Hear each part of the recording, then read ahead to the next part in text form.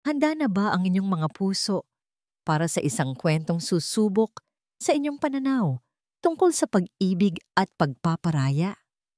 May mga pagkakataon sa buhay na ang pag-ibig ay nagiging isang kalakal, isang bagay na may presyo. Ngunit paano kung ang presyong yon ay ang iyong sariling kalayaan, ang iyong buong pagkatao? Ngayong araw, sabay-sabay nating bubuksan ang isang kwentong magpapatunay na kahit sa pinakamadilim na transaksyon, may pag-asang sumibol ang tunay na pagmamahal. Ito ang kwento ni Liwayway. Hindi pamilyar kay Liwayway Alcantara ang kalsadang kanilang binabagtas. Madilim ang gabi at ang tanging nagsisilbing ilaw ay ang mga poste sa gilid ng daan na mabilis na nagdaraan at ang malamig na liwanag mula sa dashboard ng mamahaling sasakyan. Bawat metro na kanilang tinatahak ay isang metro na naglalayo sa kanya mula sa lahat ng kanyang kilala, mula sa buhay na kahit paano ay sinubukan niyang buuin. Katabi niya sa driver's seat si Dante, ang lalaking pinangakuan niya ng habambuhay. Ngunit ang Dante na kasama niya ngayon ay hindi na ang parehong Dante na kanyang minahal. Ang dating matatamis na salita ay napalitan ng mapait na pananahimik. Ang dating mainit na mga haplos ay naging malamig na pagkibit-balikat. Amoy alak at murang pabango ang humahalo sa artipisyal na lamig ng aircon. Isang amoy na nagpapaalala kay Liwayway ng mga gabing umuuwi itong lasing, ng mga pangakong napako dahil sa sugal. Malapit na ba tayo? Basag ni Liwayway sa katahimikan. Ang boses niya ay bahagyang nanginginig. Hindi siya nilingon ni Dante. Ang mga mata nito ay nakatutok sa daan, ngunit ang isip ay tila lumilipad sa ibang lugar. Manahimik ka na lang, Liwayway. Malapit na. Ang sagot na yon, na kasing lamig ng hanging nanggagaling sa aircon, ay tila isang punyal na bumaon sa puso ni Liwayway. Hinawakan niya ang laylayan ng kanyang bestida. Isang luma, ngunit malinis na damit na ipinasuot sa kanya ni Dante. Magandang damit para sa isang magandang gabi, sabi nito kanina. Ngunit ngayon, habang papalapit sila sa kanilang destinasyon, nararamdaman niyang ang damit na ito ay parang kasuotan ng isang tupa na ihahatid sa katayan. Huminto ang sasakyan sa harap ng isang pribadong restaurant na mukhang para lamang sa mga mayayaman. Walang ingay, walang maraming tao. Tanging isang bale ang magalang na nagbukas ng pinto para sa kanila. Naramdaman ni Liwayway ang panginginig ng kanyang mga tuhod habang bumababa siya. Dante, anong ginagawa natin dito? Tanong niya. Hinila ang braso ng asawa. Sabi mo, kakausapin mo lang ang pagkakautangan mo. Sa unang pagkakataon ngayong gabi, tinignan siya ni Dante sa mata. Ngunit sa halip na pagmamahal, ang nakita ni Liwayway ay awa at pagkakasala. Para ito sa mama mo, Liwayway. Tandaan mo yan. Ang mga salitang yon ang nagpatahimik sa kanya. Ang kanyang ina. Ang ina niyang nakikipaglaban sa sakit na cancer na bawat araw ay unti-unting inuubos ng karamdaman. Dahil sa kanya, handa siyang tiisin ng lahat. Iginiya siya ni Dante papasok sa isang private room. Ang silid ay maluwag, may isang mahabang mesa sa gitna, at sa dulo nito ay nakaupo ang isang matandang lalaki. Nakasuot ito ng formal na barong, may mga puting buhok na at salamin sa mata. Sa kabila ng kanyang edad, mayroon siyang aura ng kapangyarihan at respeto. Kalmado itong humihigop ng tsa, at ang mga mata nito sa likod ng makapal na salamin ay tila sinusuri ang bawat galaw ni Liwayway. Mr. Salcedo, bati ni Dante. Ang boses ay puno ng pilit na paggalang. Tanging isang tango lang ang isinagot ng matanda, na ang pangalan pala ay Lino Salcedo. Ang mga mata nito ay nanatili kay Liwayway. Sa ilalim ng tingin na yon, naramdaman ni Liwayway na siya ay hinuhubaran, hindi ng damit, kundi ng kanyang dignidad. Para siyang isang produkto na tinitignan kung may depekto. Umupo si Dante at marahang itinulak si Liwayway para maupo sa tabi niya. Walang nagsalita. Ang tanging maririnig ay ang mahinang tunog ng kubyertos mula sa labas at ang pagtibok ng sariling puso ni Liwayway na dumadagundong sa kanyang dibdib. Isang lalaking nakasutana ang pumasok at naglapag ng isang itim na briefcase sa ibabaw ng mesa. Sa harap ni Dante, ang tunog ng pagbukas ng mga trangka nito ay umalingaw-ngaw sa buong silid. Tumambad sa kanilang harapan ang mga bundle ng pera, maayos na nakasalansan. Napasinghap si Liwayway. Hindi pa siya nakakakita ng ganoon karaming pera sa buong buhay niya. Gaya ng napag-usapan, sabi ni Mr. Salcedo, ang boses ay kalmado ngunit may bigat. Mabilis na isinara ni Dante ang briefcase. Ang mga mata niya ay nagningning sa paraang hindi pa nakikita ni Liwayway noon, isang ningning ng kasakiman. Niyakap niya ang briefcase na para bang iyon ang pinakamahalagang bagay sa mundo. Doon naunawaan ni Liwayway ang lahat. Ang magarbong sasakyan, ang pribadong restaurant, ang pera. Hindi ito negosasyon ng utang. Ito ay isang bentahan at siya ang ibinebenta. Dante. Nanginginig ang kanyang labi. Hinawakan niya ang braso ng asawa. Naghahanap ng kasagutan ng kahit anong magsasabing mali ang kanyang iniisip. Dante, anong ibig sabihin nito? Pero hindi siya tinignan ni Dante. Maingat nitong itinayo ang sarili. Hawak-hawak pa rin ang briefcase. Yumuko ito ng bahagya kay Mr. Salcedo. Salamat po. Makakaasa kayong hindi na ako magpapakita pa. Pagkatapos ay humarap ito kay Liwayway. Puno ng luha ang mga mata niya, ngunit hindi na siya makapagsalita. Ang sakit ay tila bumara sa kanyang lalamunan. Para ito sa mama mo. Ulit ni Dante, ang mga salita ay walang kabuhay-buhay, isang sirang plaka na ginagamit para pagtakpan ang isang karumaldumal na kasalanan. Iyon na ang huling sinabi niya bago siya tumalikod. Hindi siya lumingon pabalik. Ni isang sulyap. Narinig na lang ni Liwayway ang pagsara ng pinto. Isang tunog na nagselyo sa kanyang kapalaran. Naiwan siyang mag-isa sa silid, kasama ang matandang lalaking bumili sa kanya. Nanginginig ang buo niyang katawan. Ang bawat segundo ng katahimikan ay parang isang oras ng pagpapahirap. Ano ang gagawin sa kanya ng lalaking ito? Ano ang mangyayari sa kanya? Ang mga tanong ay paulit-ulit na umiikot sa kanyang isipan. Bawat isa ay mas nakakatakot kaysa sa nauna. Itinaas ni Mr. Salcedo ang kanyang tasa at muling humigop ng tsaa na para bang walang nangyari. Pagkatapos ng ilang sandali, marahan niyang ibinaba ito. Tinignan niya si Liwayway at sa pagkakataong ito, may bahid ng awa sa kanyang mga mata. Halika na, iha, sabi nito sa isang boses na hindi galit, hindi masama, kundi simple at may awtoridad. Mula ngayon, sa akin ka na maninirahan. Walang salitang namutawi. Sa pagitan ni Liwayway at ni Mr. Lino Salcedo sa loob ng sasakyan. Para kay Liwayway, ang bawat sandali ng katahimikan ay isang paghahanda sa kung anumang mas masahol pa ang darating. Ang kanyang isip ay isang blangkong papel na sinusulatan ng sari-saring nakakatakot na posibilidad. Ipinagbili siya. Iyon ang katotohanang paulit-ulit na tumatatak sa kanyang utak.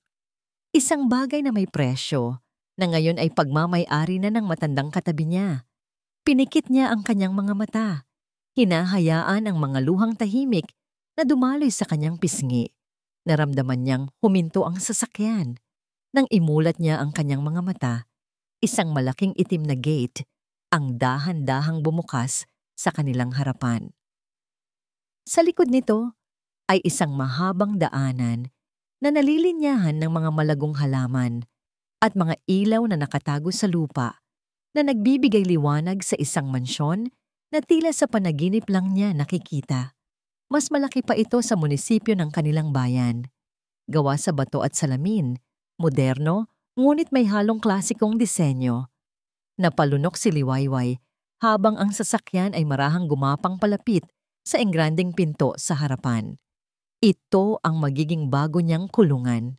Nandito na tayo! Basag ni Mr. Salcedo sa katahimikan. Pinunasan ni Liwayway ang kanyang mga luha gamit ang likod ng kanyang palad. Isang unipormadong katulong ang nagbukas ng pinto ng sasakyan para sa kanya. Sa kanyang pagbaba, naramdaman niya ang malamig na hangin ng probinsya ng amihan, ngunit hindi nito napantayan ang panlalamig na gumagapang sa kanyang buong katauhan. Pagpasok niya sa loob ng mansyon, tila siya ay napunta sa ibang mundo. Ang sahig ay gawa sa makinang na marmol na sumasalamin sa liwanag ng isang dambuhalang chandelier sa itaas. May isang malawak na hagdanan sa gitna na kumukurba pataas, at ang mga pader ay napapalibutan ng mga mamahaling pinta. Bawat sulok ay sumisigaw ng yaman at kapangyarihan, mga bagay na napakalayo sa simpleng buhay na kanyang kinalakihan. Naramdaman niya ang kanyang sarili na lumiliit, isang hamak na alikabok sa kalawakan ng lugar na yon. Sumunod ka sa akin, iha, utos ni Mr. Salcedo. Iginiya siya nito sa isang malawak na sala. Doon, sa ilalim ng mas malumanay na ilaw, sa wakas ay nagsalita muli ang matanda. Umupo ito sa isang malambot na sofa at itinuro ang upuan sa tapat niya. Nag-aalangan man, ay naupo si Liwayway sa dulo nito, handa nang tumakbo anumang oras. Alam kong naguguluhan ka, panimula ni Mr. Salcedo. Ang boses ay mas malumanay na ngayon. At natatakot, hindi kita masisisi. Hindi umimik si Liwayway. Hayaan mong liwanagin ko ang lahat. Pagpapatuloy nito. Hindi kita binili para sa sarili ko. Ang mga salitang iyon ay nagdulot ng biglaang pag-angat ng ulo ni Liwayway. Ang kanyang mga mata, na kanina'y nakatutok lang sa sahig, ay nagtama sa mga mata ng matanda. Popo, ang dahilan kung bakit narito ka ay para sa apo ko. Ang nag-iisa kong apo, si Silas. Isang malalim na buntong hininga ang pinakawalan ng matanda. At sa isang iglap, nakita ni Liwayway ang lungkot sa likod ng kanyang mga salamin. Mayroon siyang kapansanan. Si Silas ay bulag. Bulag. Ang salitang yon ay umalingaw-ngaw sa isip ni Liwayway. Ang pinakamasamang takot na kanyang binuo sa kanyang isipan na maging laruan ng isang matandang mayaman ay biglang naglaho, napalitan ng isang damdaming hindi niya inaasahan. Pagkalito. Hindi ko maintindihan. Halos pabulong niyang sabi. Malapit na akong mawala sa mundong ito, Liwayway. Sabi ni Mr. Salcedo, may pait sa kanyang tinig. At ang tanging inaalala ko ay si Silas. Mag-isa na lang siya sa buhay. Kailangan niya ng isang makakasama, isang mag-aalaga sa kanya, hindi bilang isang utusan, kundi bilang isang kaibigan. Isang kabiyak. Asawa. Kabiyak. Ang mga salita ay tila dayuhan sa pandinig ni Liwayway. Kasal na siya kay Dante. O baka naman ang kasal na yon ay kasama na rin sa presyong ibinayad. Halika, sabi ng matanda. Tumatayo. Ipakikilala kita sa kanya. Dinala siya ni Mr. Salcedo sa isa pang silid, isang music room na may malalaking bintanang salamin na tanaw ang hardin sa labas.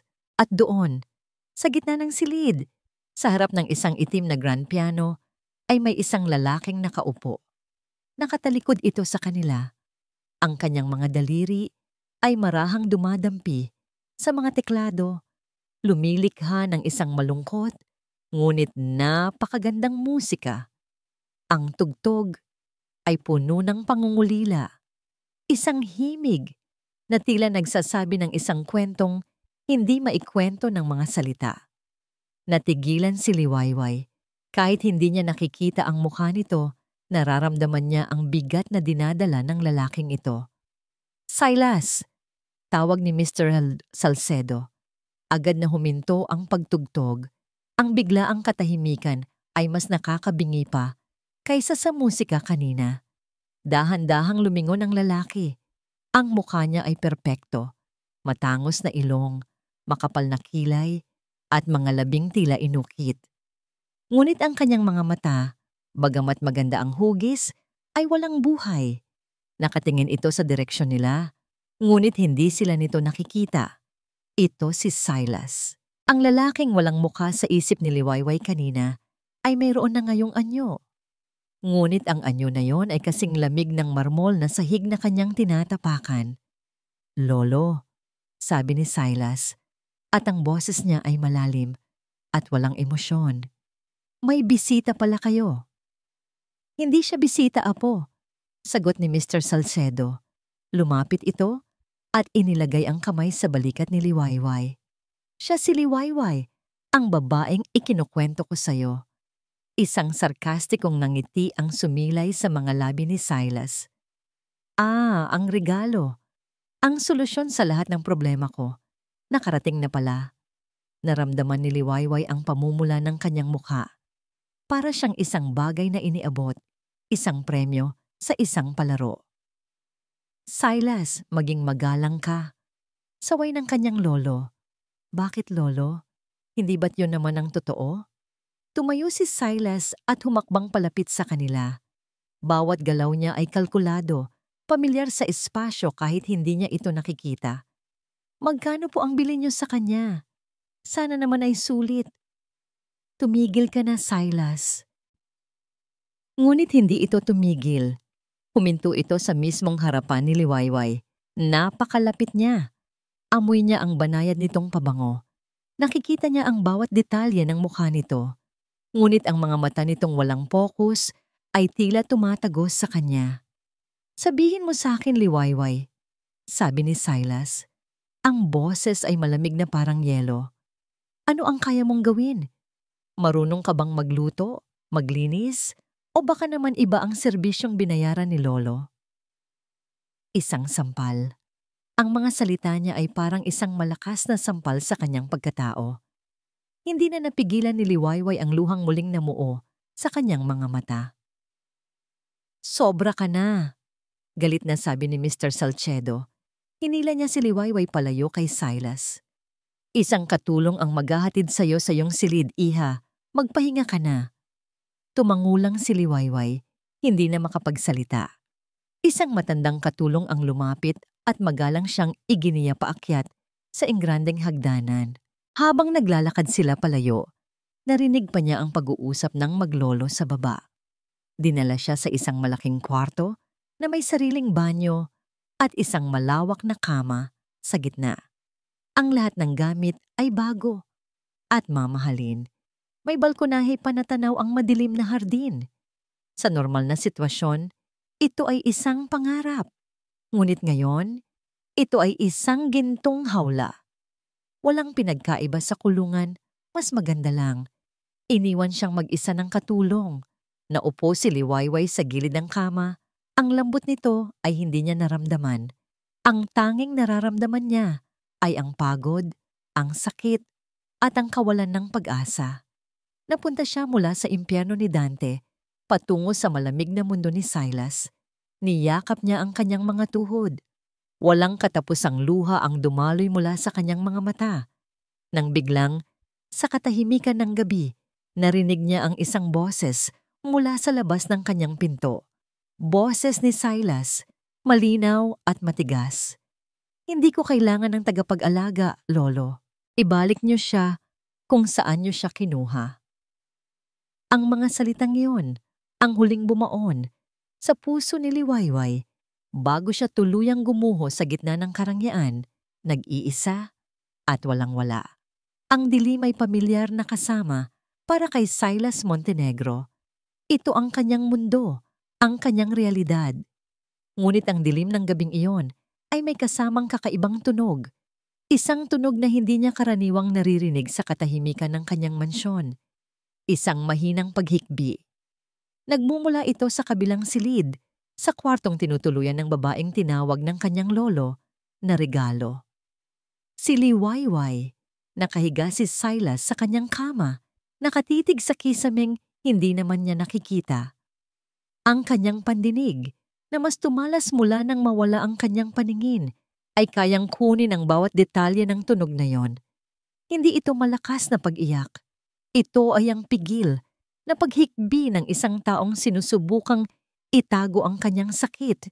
Isang tunog na mas lalong nagpapabigat sa dibdib. Naramdaman niya ang pag-init ng kanyang ulo, pagkainis. Iyon ang unang emosyong kanyang naramdaman. Isang estranghero ang umiiyak sa ilalim ng kanyang bubong. Isang paalala ng sitwasyong ipinilit sa kanya. Isang paalala ng kanyang kahinaan. Ngunit sa ilalim ng pagkainis, may isang bagay pa. Isang maliit na tinik ng konsensya. Narinig niya ang sarili kanina. Ang lamig ng kanyang boses. Ang talas ng kanyang mga salita. Ibalikan niyo siya kung saan na niyo siya kinuha. Alam niyang narinig iyon ng babae. Ipinilig niya ang kanyang ulo at pilit na ipinikit ang kanyang mga matang wala namang nakikita. Hindi niya ito problema. Binili siya ng kanyang lolo. Responsibilidad niya ito. Kinabukasan, maagang nagising si Silas. Ginigising siya hindi ng sikat ng araw, kundi ng mga tunog ng bahay. Ang mahinang kaluskos sa kusina, ang pagbukas ng mga pinto ng mga katulong. Ngunit may bago siyang narinig. Ang napakabagal at nag-iingat na mga yabag sa pasilyo. Mga yabag ng isang taong hindi sigurado sa kanyang lugar. Mga yabag ni Liwayway. Hindi siya kumain ng almusal kasama nito. Nagpahatid siya ng pagkain sa kanyang study, ang kanyang santuwaryo. Ngunit hindi nagtagal. Bumukas ang pinto. Silas, apo. Boses ng kanyang lolo Lino. Lolo? Sagot ni Silas, hindi inaalis ang kanyang atensyon sa librong braille na nasa kanyang harapan. Kailangan nating mag-usap. Narinig ni Silas ang pag-upo ng kanyang lolo sa silya sa tapat ng kanyang mesa. Ang bigat sa boses nito ay nagsasabing hindi ito isang ordinaryong pag-uusap. Tungkol saan, lolo? Tungkol sa babaeng yon? Tanong ni Silas, may bahid ng sarkasmo. Nasa guest room siya, hindi ba?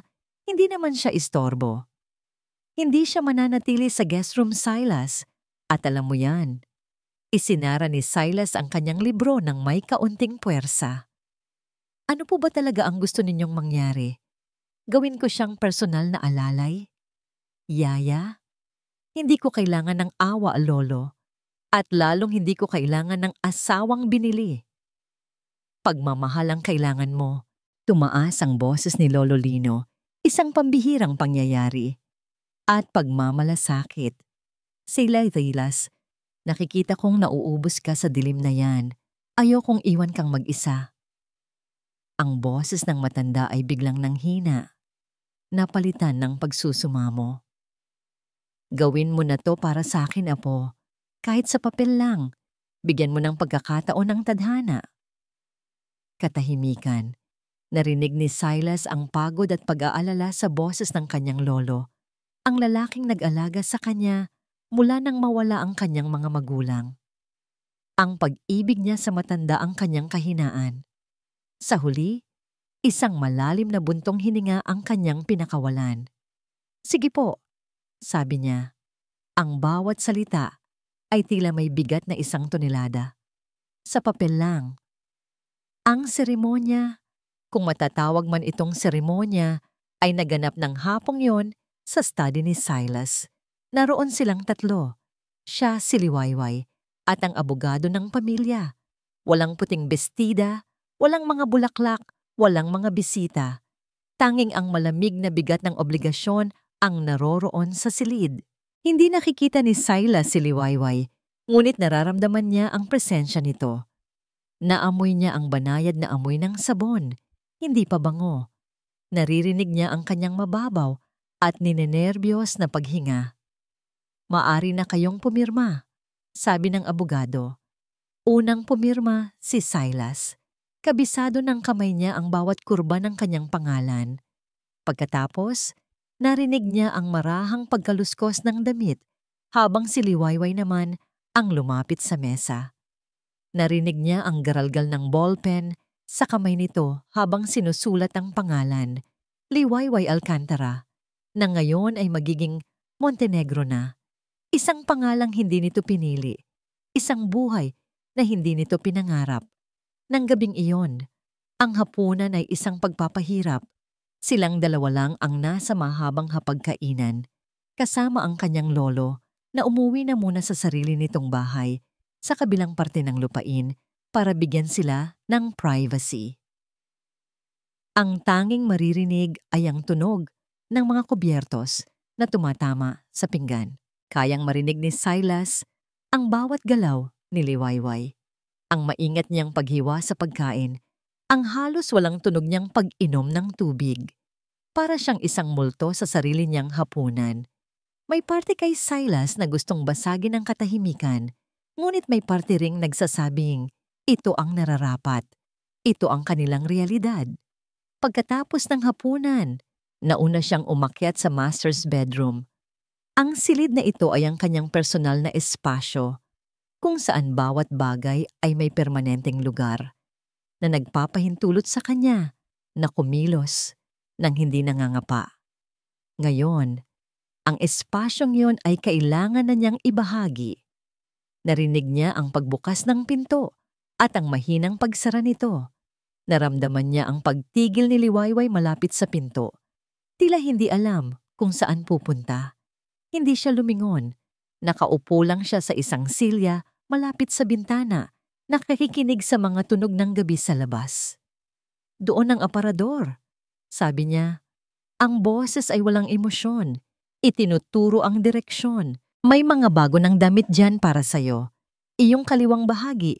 Sa'yo na yan. Salamat! Pabulong na sagot ni Liwayway. Narinig niya itong gumalaw, binuksan ang aparador, at pagkatapos ay pumasok sa banyo. Pagkalipas ng ilang minuto, lumabas ito. Naamoy niya ang amoy ng sabon at shampoo. Nang maramdaman niyang papalapit na ito sa kama, nagsalita siyang muli. May mga panuntunan tayo. Muli itong huminto. Hati tayo sa kwarto. Pagpapatuloy ni Silas, dahan-dahan, para siguraduhing malinaw ang bawat salita. Pero magkaiba ang mundo natin. Hindi kita gagalawin. Hindi mo ako kailangang pagsilbihan na parang asawa. Ang kailangan ko lang ay manatili ka rito para sa lolo. Maliwanag ba? Isang mahinang tango lang ang naramdaman niya sa hangin na sinundan ng halos hindi marinig na opo. Tumayo siya, kinuha ang isang ekstrang kumot na nakatupi sa paanan ng kama at iniabot ito sa direksyon kung nasaan ito. Naramdaman niya ang panginginig ng kamay nito nang abutin nito ang kumot. Ang magaan na pagdampi ng kanilang mga daliri ay nagdulot ng kuryenteng tila gumapang sa kanyang braso.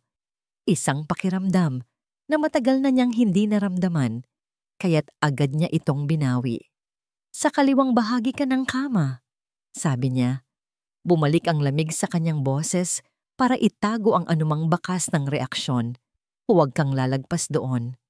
Pagkasabi niyon, humiga na siya sa kanang bahagi ng kama, nakatalikod sa gitna. Narinig niya ang marahang paggalaw sa kabilang panig, habang si Liwayway ay maingat na humihiga, na tila natatakot na makalikha ng kahit anong ingay. Ang kama ay malawak, ngunit ang agwat sa pagitan nila ay tila isang malalim na bangin. Isang bangin na pareho nilang ayaw tawirin. Naramdaman ni Silas ang pagbabago sa bigat ng kutsyon. Ang presensya ng ibang tao sa kanyang kama, sa kanyang silid, ay isang matinding paglabag sa kanyang personal na espasyo. Para siyang hayop na nasukol. Ang bawat paghinga ni Liwayway ay tila isang malakas na dagundong sa kanyang pandinig.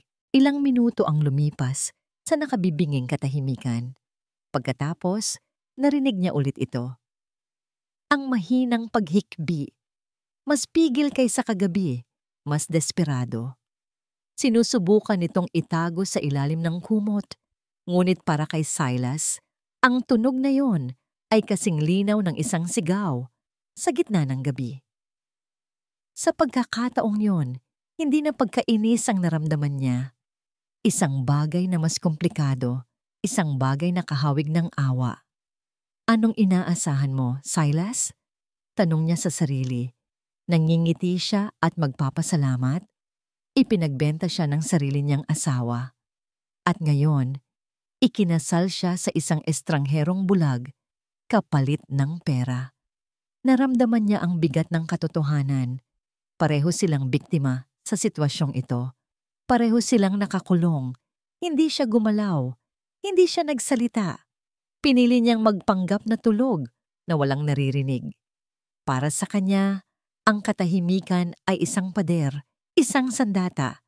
Sa pagbibigay ng kahit anong salita ng ngaliw, binubuksan niya ang isang pinto na matagal na niyang isinara at hindi pa siya handa para doon. Kaya't nanatili siyang nakahiga, nakikinig sa tahimik na pag-iyak ng kanyang asawa sa papel. Habang ang dilim sa paligid nila ay sumasalamin sa dilim na bumabalot sa kani-kanilang mga puso. Lumipas ang mga araw sa mansyon ng mga Montenegro na parang isang ritual ng katahimikan. Para kay Liwayway, ang bawat umaga ay magkakatulad. Gigising siya sa isang malawak na kama. Maingat na kikilos para hindi makalikha ng ingay na maaaring makagising kay Silas. Maliligo siya, magbibihis at bababa para mag-almusal ng mag-isa. Si Silas ay laging kumakain sa kanyang study. Ang kanilang pagsasama ay sa gabi lamang, sa iisang silid, ngunit sa magkabilang dulo ng kama na may isang hindi nakikitang pader sa pagitan nila. Ngunit sa gitna ng malamig na rutinang iyon, sinimulang obserbahan ni Liwayway ang lalaking naging asawa niya sa papel. Natuklasan niyang may sariling mundo si Silas, isang mundong puno ng mga tunog at kaayusan. Sa umaga, naririnig niya ang malumanay na pagtugtog ng classical music mula sa study nito. Sa hapon, naririnig niya ang mahinang kaluskos ng mga daliri nito sa mga pahina ng librong Braille. Isang umaga, naglakas loob siyang basagin ang kanilang nakasanayan. Pumasok ang katulong sa dining room, dala ang almusal ni Silas sa isang tray. "Ako na po ang magdadala, Manang," sabi ni Liwayway. Marahang kinuha ang tray. Nagulat man ay pumayag ang matandang katulong. Dala ang tray. Maingat na naglakad si Liwayway papunta sa study. Kumatok siya ng 3 beses bago marinig ang malamig na boses mula sa loob. "Pasok!" Naabutan niya si Silas na nakaupo sa kanyang mesa, nakikinig sa isang record. Inilapag ni Liwayway ang tray sa isang maliit na espasyo. "Almusal niyo po?" sabi niya. Hindi ito umimik. Tila naghihintay na umalis na siya. Ngunit nanatili si Liwayway. May sinangag po at tuyo at saka mainit na tsokolate. Naramdaman niyang lumingon ito sa kanyang direksyon. "Alam ko ang amoy ng pagkain, Liwayway. Ang ibig ko pong sabihin," pagpapatuloy niya, hindi nagpatinag. "Ang tuyo po ay ginintuan ng kulay. Tamang-tama ang pagkaprito at ang tsokolate, maitim po. Dahil tableya, may mga bula-bula pa sa ibabaw." Huminto siya. Hindi sigurado kung tama ba ang kanyang ginagawa. Ngunit pagkatapos ng ilang segundo, naririnig niya ang isang halos hindi mahahalata ngunit malinaw na pagbuntong hininga mula kay Silas na sinundan ng isang simpleng "Salamat." Iyon ang kanilang unang tunay na pag-uusap. Isang maliit na hakbang, ngunit para kay Liwayway, iyon ay isang malaking bagay. Sa mga sumunod na araw, nagsimula siyang maghanap ng mga paraan para maging parte ng mundo nito. Hindi bilang asawa, kundi bilang isang taong nakakaintindi. Isang hapon, habang naglilinis ang mga katulong sa ibang bahagi ng mansyon, napansin niyang medyo maalikabok na ang study ni Silas. Ayaw niyang may ibang gumalaw sa mga gamit nito dahil alam niyang mahalaga ang kaayusan para sa kanya. Kaya't siya mismo ang kumuha ng basahan. Dahan-dahan, maingat niyang pinunasan ang mga estante ng libro, ang mesang katabi ng bintana, at ang ibabaw ng piano. Habang nagpupunas, isang maliit na porselanang figura ang nakaagaw ng kanyang pansin. Isang balerina Nakapost na tila sumasayaw. Napakaganda at napakadelikado. Marahan niya itong binuhat para punasan ng ilalim. Ngunit sa kanyang pag-angat, sumabit ang laylayan ng kanyang damit sa isa pang gamit sa mesa. Sa isang iglap, nawalan siya ng balanse at ang figurang porselana ay nahulog mula sa kanyang nanginginig na kamay. Ang tunog ng pagbasag nito sa matigas na sahig ay tila isang putok ng baril sa katahimikan ng mansyon. Nanlamig ang buo niyang katawan. Tila tumigil ang pagtibok ng kanyang puso. Agad siyang lumuhod para pulutin ang mga piraso, ngunit ang balerina ay durog na. Habang nanginginig niyang tinitignan ang mga pira-pirasong porselana, isang boses ang biglang narinig mula sa may pinto. Anong nangyari? Boses ni Silas, matalas at alerto. Mabilis itong pumasok, ginagabayan ng kanyang tungkod. Napatayo si Liwayway, ang mga piraso ay nasa kanyang palad pa rin. Sa Silas! Pasensya na. Ako. Hindi ko sinasadya. Hindi niya mapigil ang panginginig ng kanyang boses. Inaasahan na niya ang galit, ang mga masasakit na salita. Lumapit si Silas, huminto ilang talampakan mula sa kanya, tila pinakikinggan ang kanyang eksaktong lokasyon. Ano ang nabasag? Yung balerina, sabi niya. Handa nang umiyak. Sa halip na sumigaw, isang nakakabinging katahimikan ang namayani. Pagkatapos, nagsalita si Silas. Ang boses ay kalmado, ngunit may diin. Huwag kang gagalaw. Nakinig si Liwayway, natigilan sa takot. Akala niya ay parurusahan siya, ngunit nagkamali siya. Dahan-dahang lumuhod si Silas, maingat na kinakapa ang sahig sa kanyang paligid. May mga bubog sa sahig. Baka masugatan ka. Ang mga salitang yon ay tumagos sa puso ni Liwayway. Hindi galit, pag-aalala. Nasaan ka eksakto? Tanong ni Silas. Nasa harapan mo lang. Kumuha ka ng daspan at walis. Utos nito, ang boses ay malumanay na ngayon. Nasa ilalim ng lababo sa kusina. Dahan-dahan lang ang paglakad. Sumunod si Liwayway na parang isang robot. Nang makabalik siya, ginabayan siya ni Silas sa pagsasalita. Sige, walisin mo ng maingat. Siguraduhin mong walang matitira. Habang nagwawalis si Liwayway, ang mga luha ay nagsimula ng pumatak. Hindi dahil sa takot, kundi dahil sa isang emosyong hindi niya maintindihan.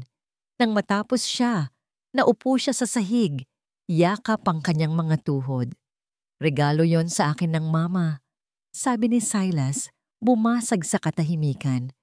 Nakaupo pa rin ito sa sahig, hindi kalayuan sa kanya.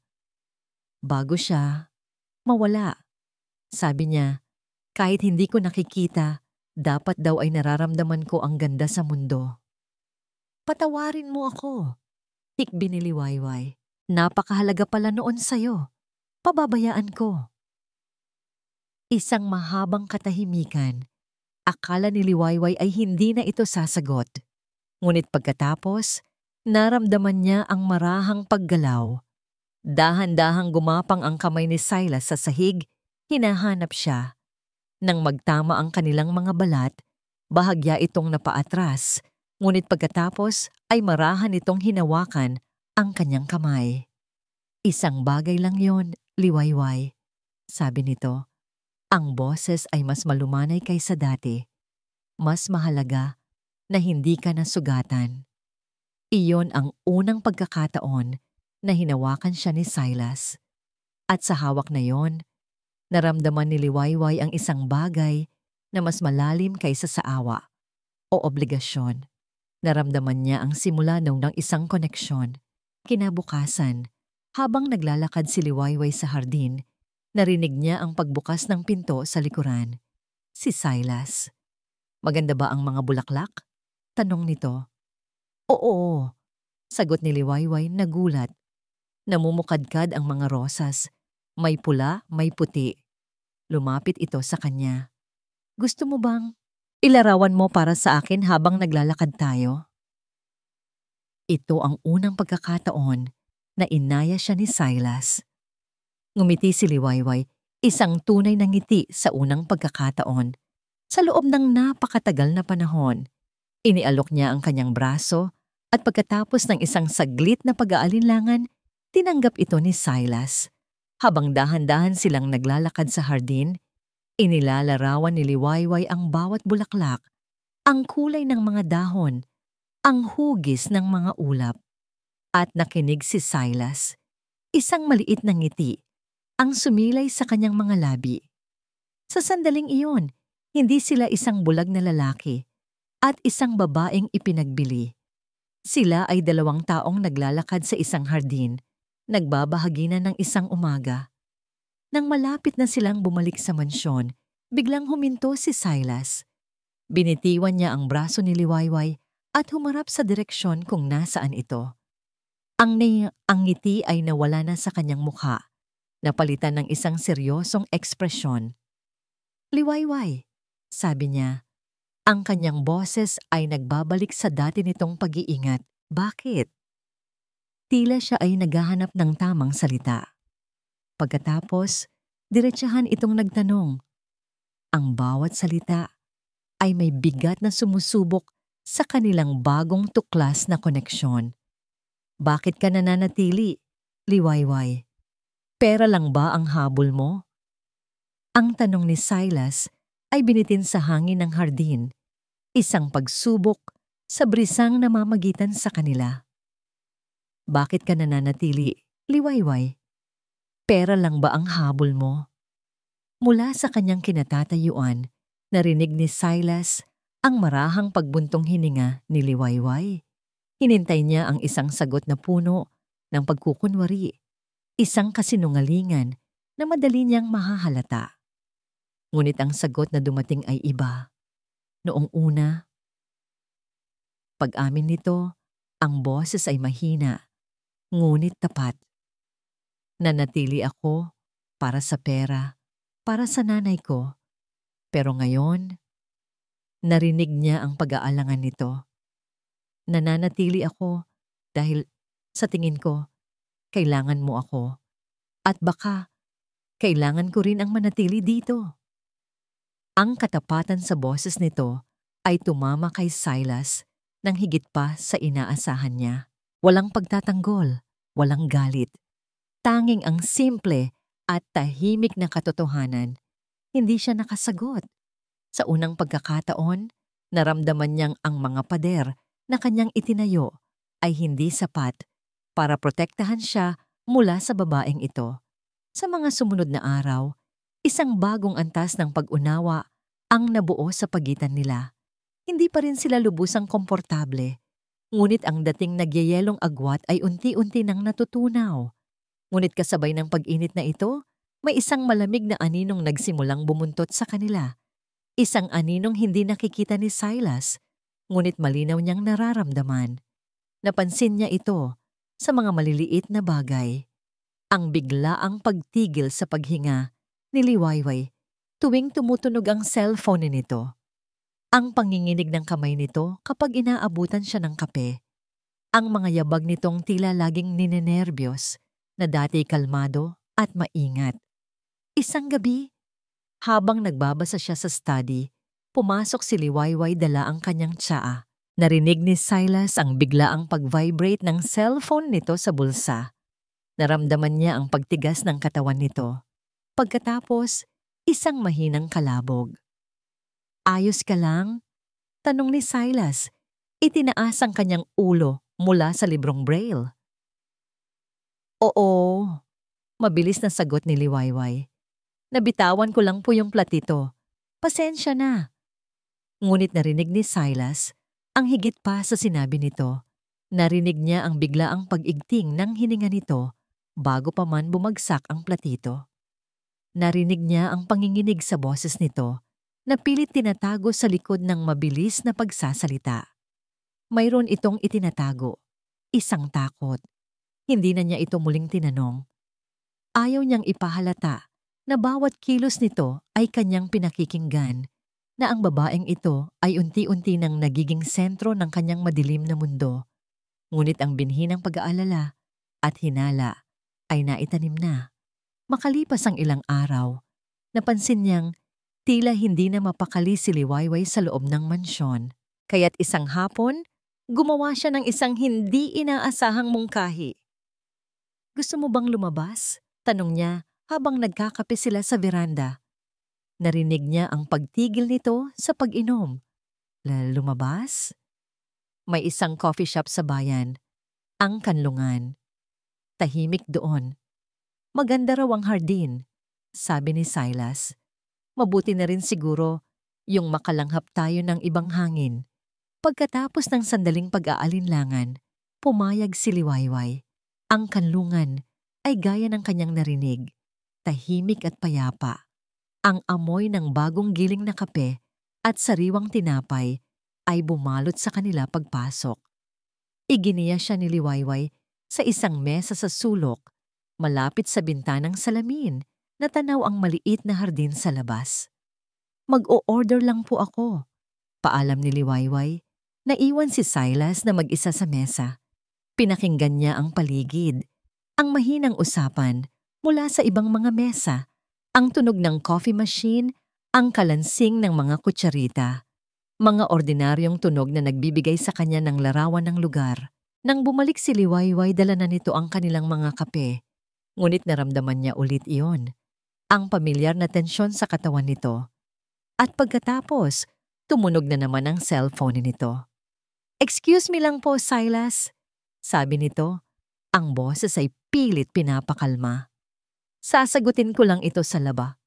Narinig niya ang mabilis nitong mga yabag palayo at ang mahinang tunog ng pagbukas at pagsara ng pinto ng coffee shop. Humigop si Silas ng kanyang kape. Ang pait nito ay gumuhit sa kanyang dila. Hinintay niya itong bumalik. 1 minuto, 2 minuto. Sa 3 minuto, nagsimula siyang makarinig ng mga boses mula sa labas, bahagyang napapasok sa loob ng coffee shop. Isang boses ay kay Liwayway, mahina, nagmamakaawa.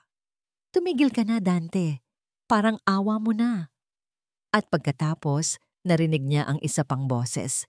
Isang boses ng lalaki, magaspang, may halong panunumbat at pagbabanta. Isang boses na lasing sa kayabangan. "Tumigil?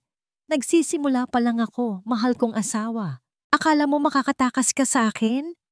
Akala mo dahil nakabingwit ka ng bulag na milyonaryo, tapos na ang obligasyon mo sa akin?" Sa isang iglap, tila huminto ang mundo ni Silas. Hindi dahil sa mga salitang narinig niya, kundi dahil sa tunog ng boses na yon. Ang boses. Ang magaspang na boses na yon. Isang malamig na kuryente ang gumapang sa kanyang likuran. Ang mga tunog ng coffee shop, ang usapan, ang musika, ang kalansing, ay biglang naglaho, napalitan ng isang matinis na ugong sa loob ng kanyang tainga. Bigla, ang amoy ng kape ay napalitan ng amoy ng nasusunog na goma at gasolina. Isang malakas na busina, ang nakakasilaw na ilaw kahit sa likod ng kanyang mga matang nakapikit noon.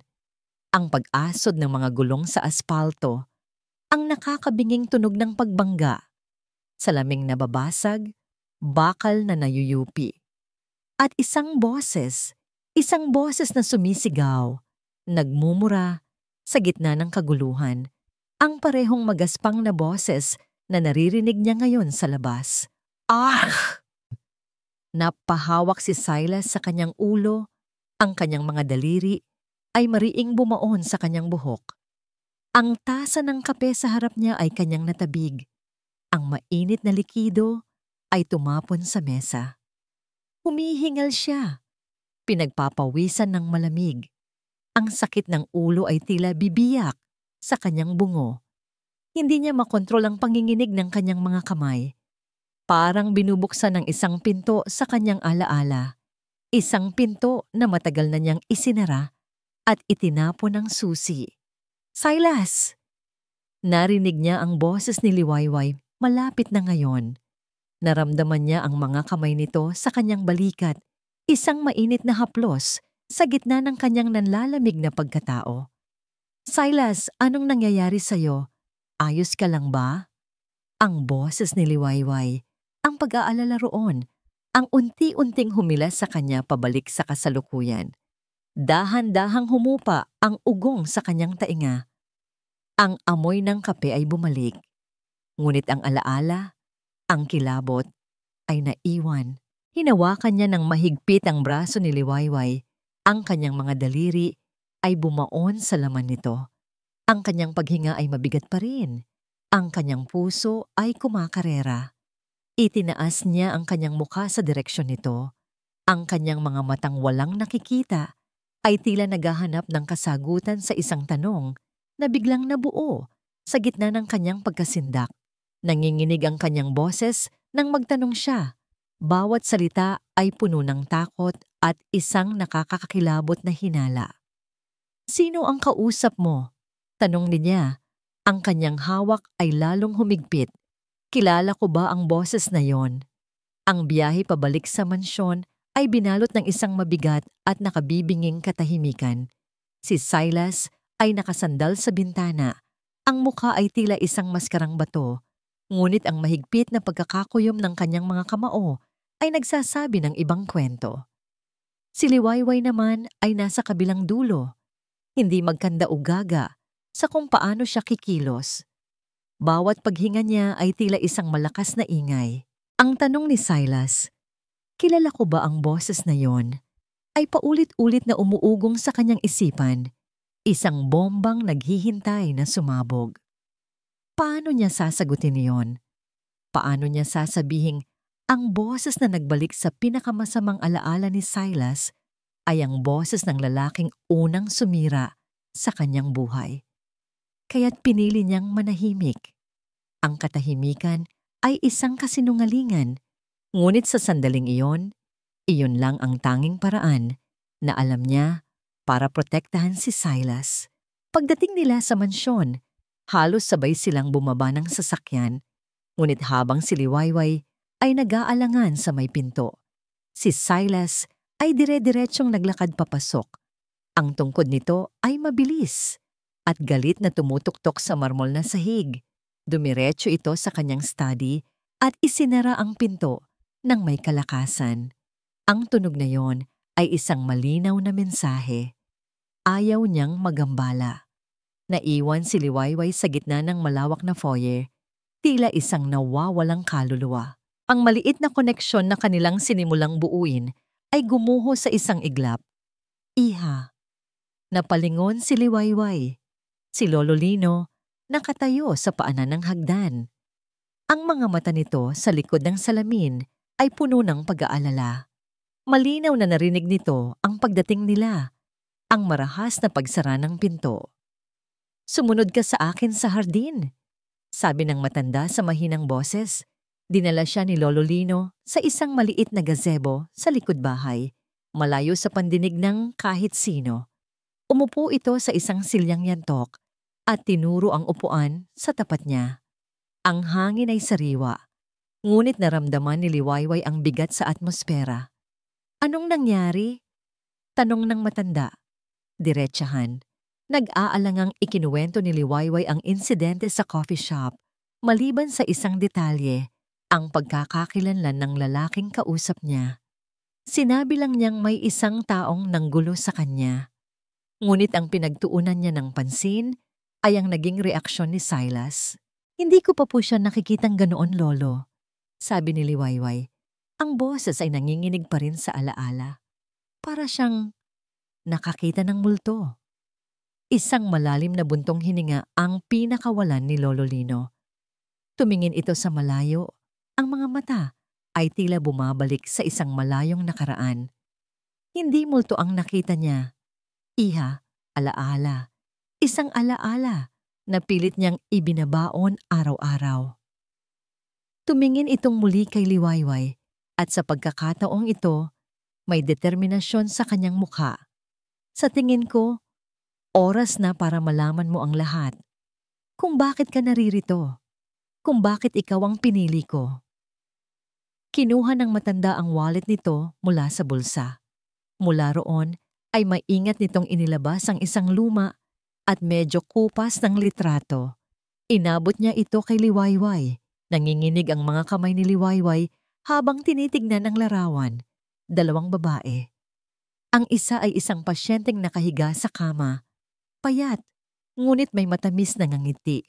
Ang isa naman ay isang batang nurse na nag-aayos ng kanyang kumot. Ang mukha ay nakangiti rin sa kamera. Nanlaki ang mga mata ni Liwayway. Ang batang nurse sa litrato. Si Mama. Halos pabulong niyang sabi. Oo, Iha, ang iyong ina, si Salve. Pagkumpirma ni Lolo Lino. At ang pasyente ay ang aking yumaong asawa, si Elena. Hindi makapagsalita si Liwayway. Ang kanyang isip ay sinusubukang pagdugtungin ang mga bagay-bagay. Napakabait ng iyong ina. Pagpapatuloy ng matanda, ang boses ay puno ng emosyon. Sa mga huling buwan ng buhay ni Elena, ang iyong ina ang naging kanyang anghel. Hindi lang siya isang nurse, naging kaibigan siya, pamilya.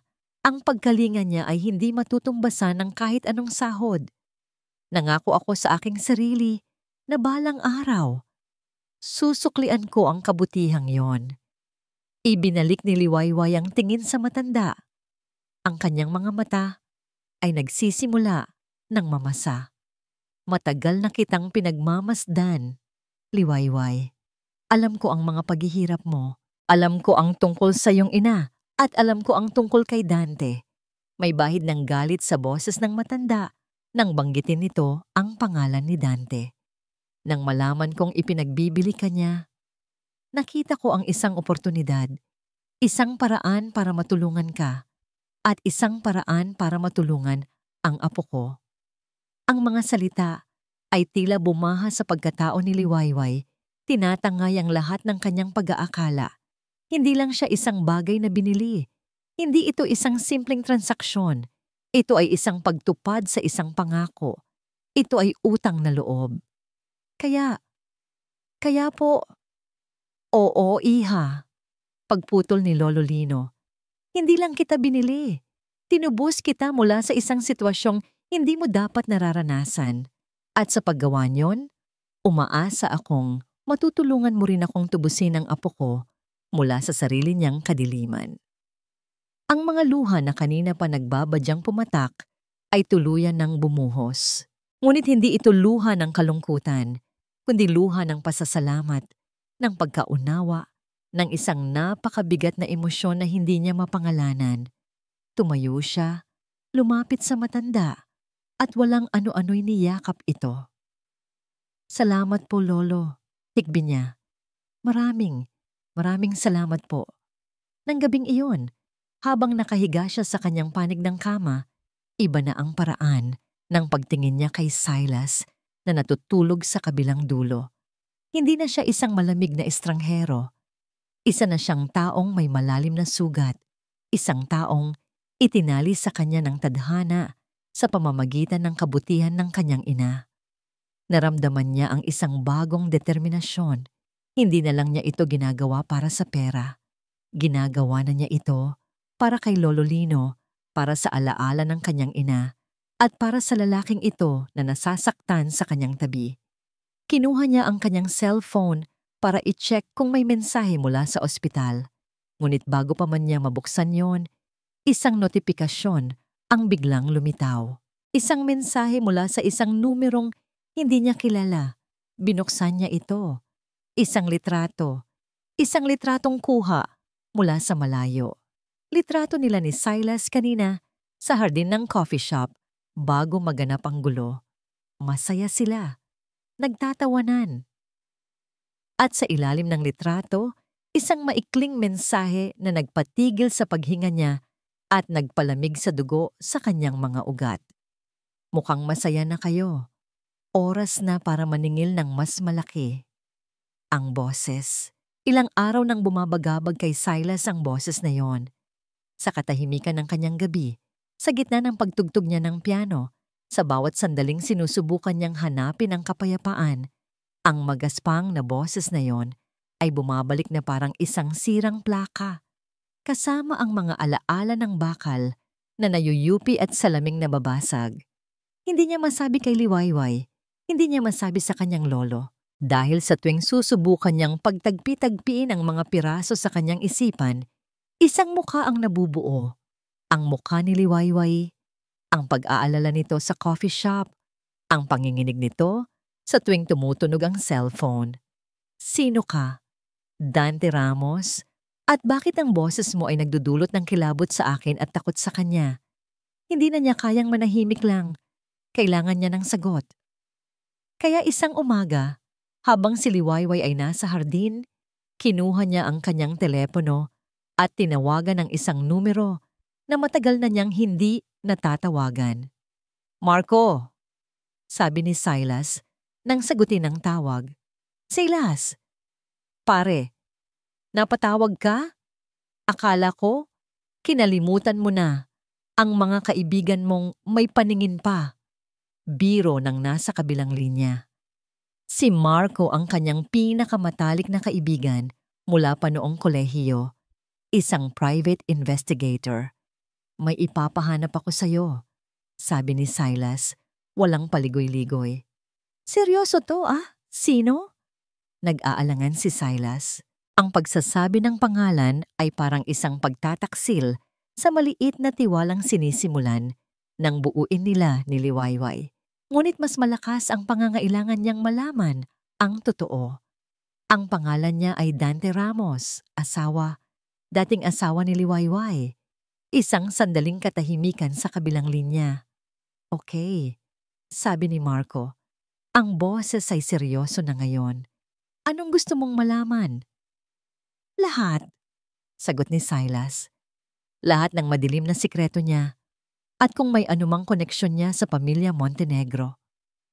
Pagkatapos ng tawag, naramdaman ni Silas ang bigat ng kanyang ginawa. Ngunit sa ilalim nito, mayroon ding kaunting ginhawa. May isang taong gumagalaw na para sa kanya sa mundong hindi niya nakikita. Nang hapong yun, narinig niya si Liwayway sa music room. Hindi ito gumagawa ng ingay. Nakatayo lang ito malapit sa pinto. Tila pinanonood siyang tumugtog ng piano. Huminto si Silas, takalagitnaan ng isang piyesa. Gusto mong matuto? Tanong niya. Hindi lumingon. Narinig niya ang gulat sa paghinga nito. Naku, hindi po. Baka masira ko lang. Hindi masisira yan, sabi ni Silas. Tumayo at tinapik ang upuan sa tabi niya. Halika. Nag-aalangan man, narinig niya ang mga yabag nitong papalapit. Umupo ito sa tabi niya. Ang distansya sa pagitan nila ay maingat na inilagay. Naamoy niya ang banayad na amoy ng bulaklak mula sa damit nito. Ibigay mo sa akin ang kamay mo, utos niya. Naramdaman niya ang pag-aatubili nito, ngunit pagkatapos ng ilang sandali, marahan itong ipinatong ang kamay nito sa kanyang nakalahad na palad. Ang init ng balat nito ay tila isang kislap sa kanyang madilim na mundo. Ang mga daliri nito ay mahaba at payat, ngunit may kaunting kalyo, tanda ng pagtatrabaho. Marahan niyang hinawakan ang kamay nito at iginiya sa mga teklado. Ang musika, Liwayway, ay hindi lang sa pandinig. Nasa pakiramdam yan. Damhin mo ang bawat nota. Tinuruan niya ito ng isang simpleng melodya. Hinawakan niya ang mga daliri nito. Dahan-dahang pinipindot ang tamang mga teklado. Sa bawat pagdampi ng kanilang mga balat, may isang bagay na nagbabago sa loob ni Silas. Ang pag-aalala, ang hinala, ay pansamantalang napapalitan ng isang payapang pakiramdam. Ang presensya ni Liwayway ay naging musika mismo. Nang gabing iyon, isang malakas na ulan ang bumuhos. Ang tunog ng bawat patak sa bubong at sa mga bintanang salamin ay lumikha ng isang kurtina na tila humihiwalay sa kanila mula sa labas ng mundo. Nakaupo silang dalawa sa sala, walang imikan. Tanging ang tunog ng ulan at ang apoy sa fireplace ang kanilang kasama. Ganyan din kalakas ang ulan noong araw na yon. Biglang sabi ni Silas, bumasag sa katahimikan. Naramdaman niyang lumingon ito sa kanya. Noong araw ng aksidente ko, paglilinaw niya. Hindi niya alam kung bakit niya ito sinasabi. Marahil ay dahil sa ulan. Marahil ay dahil sa kanya. Sabi ng mga doktor, milagrong nabuhay ako. Pero kinuha naman nito ang mundo ko. Hindi mo na natatandaan ang lahat? Mahinang tanong ni Liwayway. Umiling si Silas. Pira-piraso lang. Mga tunog, amoy, isang boses na nagmumura. Pero ang mga mukha, ang mga kulay. Unti-unti nang nabubura sa isip ko. Minsan, sinusubukan kong alalahanin ang itsura ng nanay ko, pero blanko na lang. Naramdaman niya ang pag-usog nito palapit sa kanya, hindi pisikal, kundi emosyonal. Naroon ang simpatya nito, bumabalot sa kanya. Siguro nga, may mga bagay na mas mabuti ng kalimutan, sabi ni Liwayway sa halos pabulong na boses. Tumingin si Silas sa direksyon nito. Tila sinusubukang aninagin ang kanyang mukha sa dilim. Sa sandaling iyon, lahat ng hinala ay naglaho. Ang natira na lang ay ang babaeng nasa tabi niya. Ang babaeng naglalarawan ng kulay ng tuyo sa umaga. Ang babaeng nanginginig ang kamay sa takot pero nananatili pa rin. Ang babaeng nagdala ng bagong tunog sa kanyang tahimik na buhay. Isang katotohanan ang biglang naging malinaw sa kanya. Isang katotohanang matagal na niyang itinaanggi. Hindi ko alam kung anong itsura mo, Liwayway, sabi niya. Ang kanyang boses ay puno ng isang emosyong ngayon lang niya pinakawalan. Hindi ko alam ang kulay ng buhok mo o ang hugis ng mga mata mo. Lumapit siya. Kinapa ang espasyo sa pagitan nila hanggang sa maramdaman niya ang init ng braso nito. Hinawakan niya ito ng marahan. Pero isa lang ang alam ko. Pagpapatuloy niya, ang kanyang puso ay dumadagundong kasabay ng kulog sa labas. Sa dilim ng mundo ko, ikaw ang nagsisilbing liwanag. Natahimik si Liwayway. Naramdaman ni Silas ang panginginig nito, ang biglaang pagbilis ng paghinga nito. Akala niya ay lalayo ito, bibitawan ang kanyang kamay. Ngunit hindi. Sa halip, mas lalo pa nitong hinigpitan ng hawak sa kanya. At sa gitna ng kanilang katahimikan, isang matinis na tunog ang biglang pumunit sa sandaling iyon. Ang pagring ng cellphone ni Silas. Nag-aalangan man, binitawan niya si Liwayway at kinuha ang telepono. Pangalan ni Marco ang nasa screen. Sinagot niya ito. Silas. Ang boses ni Marco sa kabilang linya ay hindi na nagbibiro. Ito ay seryoso at may halong pagkaapura. Marco, anong meron? Isang buntong hininga. Pagkatapos, ang mga salitang magpapagulo sa lahat. Ang mga salitang mag-uugnay sa kanyang pag-ibig at sa kanyang pinakamasamang bangungot. Silas, may nalaman ako tungkol kay Dante Ramos. May kinalaman ito sa aksidente mo. Ang mga huling salita ni Marco ay tila isang malakas na sampal na gumising kay Liwayway mula sa isang napakagandang panaginip. Ang init na dala ng pag-amin ni Silas. Sa dilim ng mundo ko, ikaw ang nagsisilbing liwanag, ay biglang napalitan ng nanunuot na lamig. Nakatayo lang si Liwayway, pinapanood ang pagbabago sa anyo ni Silas. Ang lambot sa mukha nito kanina ay naglaho, napalitan ng isang matigas na maskara. Ang kamay nitong kanina lang ay marahang nakahawak sa kanya, ay ngayon ay mahigpit na nakakuyom sa telepono. Silas! Mahina niyang tawag. Hindi ito sumagot. Ibinaba nito ang telepono at dahan-dahang tumayo. Ang bawat kilos nito ay tila kinakalkula. Puno ng isang bagong tensyon na hindi pa nararamdaman ni Liwayway dati. Para itong isang hayop na naamoy ang panganib. May problema ba? Ulit ni Liwayway, humakbang palapit. Huwag kang lalapit, sabi ni Silas. Ang boses ay kasing talim ng bubog. Napatigil si Liwayway, tila nasaktan sa lamig ng kanyang tinig. Ano ang narinig niya? Ano ang nalaman niya tungkol kay Dante? Bago pa man niya maipagpatuloy ang kanyang mga tanong, isang malakas na kalabog mula sa malaking pinto sa harapan ang bumasag sa katahimikan ng gabi. Blag, blag, blag, sunod-sunod, malakas, marahas. Nagkatinginan sila ni Silas, parehong nagulat. Narinig nila ang nagmamadaling mga yabag ng mga katulong patungo sa pinto. "Sino yan?" Sigaw ng isang boses mula sa labas. Isang boses na nagpatigil sa pagtibok ng puso ni Liwayway. Isang boses na kilalang-kilala niya. Boses ni Dante. "Buksan niyo to! Nasaan ang asawa ko? Liwayway! Alam kong nandyan ka!" Naramdaman ni Liwayway na umikot ang kanyang sikmura. Hindi ngayon. Hindi dito. "Manang, huwag niyo pong bubuksan." Sigaw niya, tumakbo patungo sa foyer. Ngunit huli na ang lahat.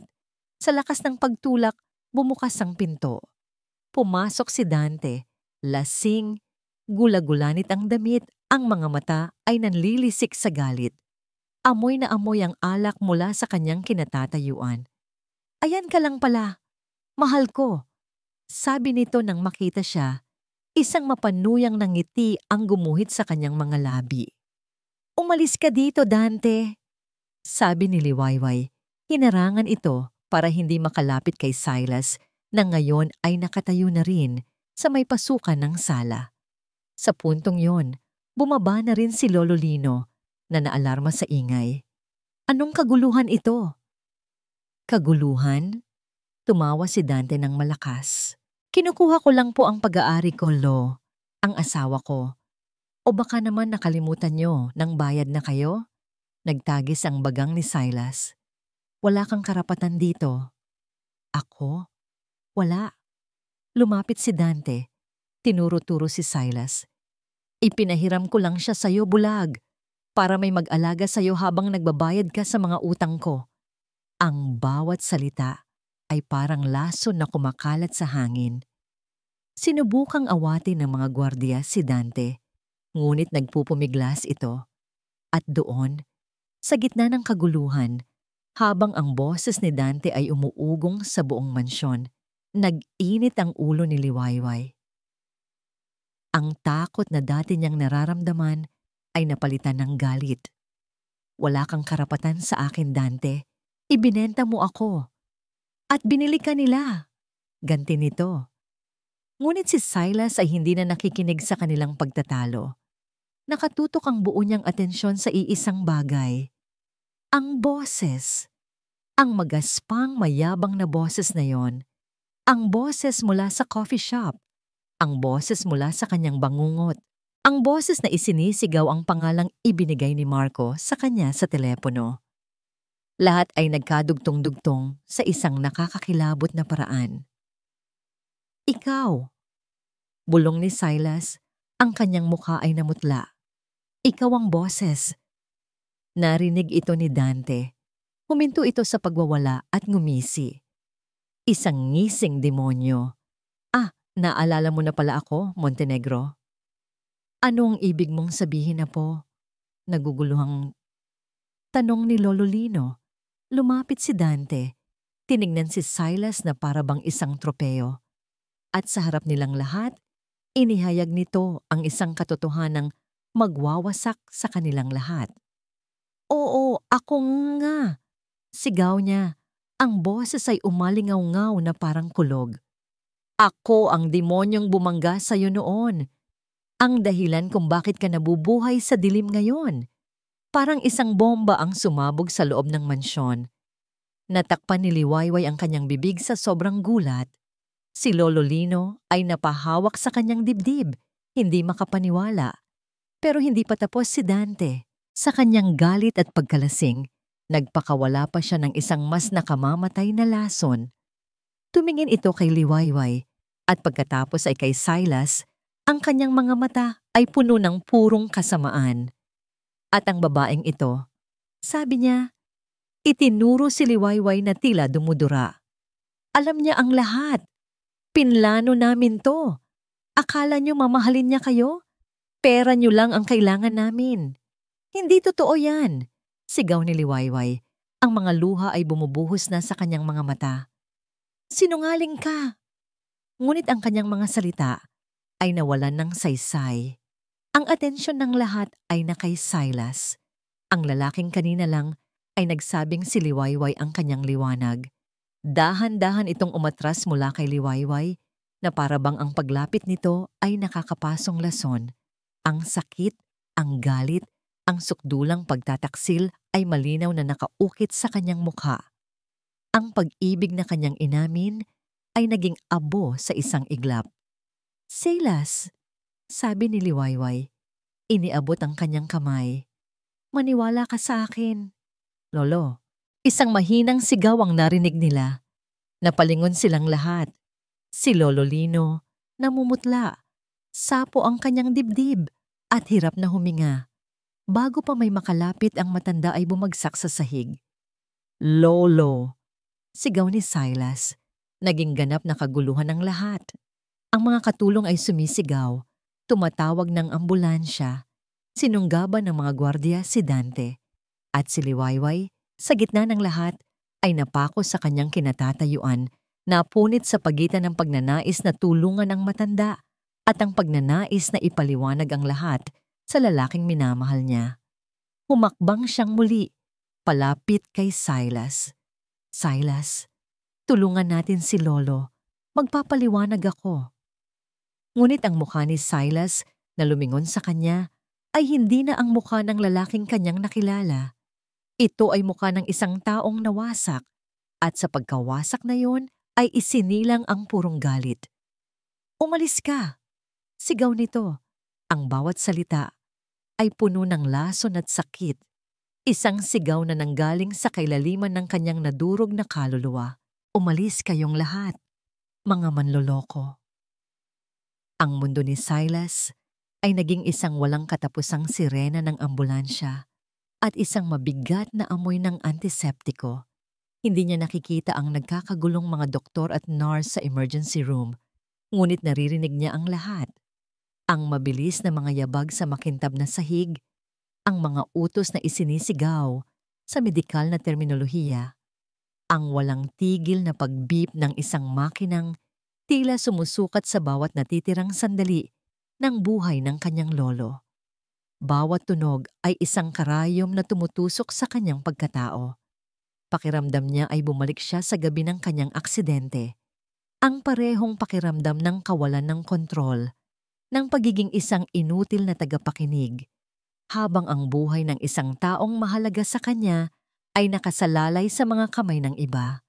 Naupo siya sa isang malamig na upuang metals sa labas ng ER, mag-isa. Bawat segundong lumilipas ay isang pagpapahirap. Nasaan na si Liwayway?